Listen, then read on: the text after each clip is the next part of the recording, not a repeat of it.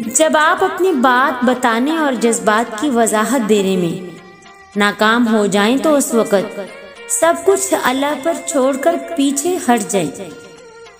मेयार ये नहीं है कि आपको कितने लोग पसंद करते हैं, बल्कि मेयार तो ये है कि किस तरह के लोग आपको पसंद करते हैं। हजूम से मेयार तक बहुत फासला है।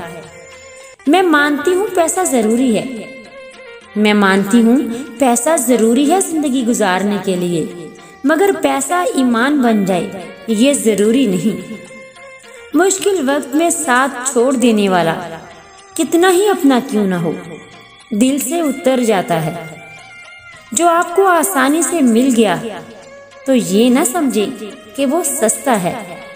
हो सकता है कोई उसको पाने के लिए अपना सब कुछ हारने को तैयार हो।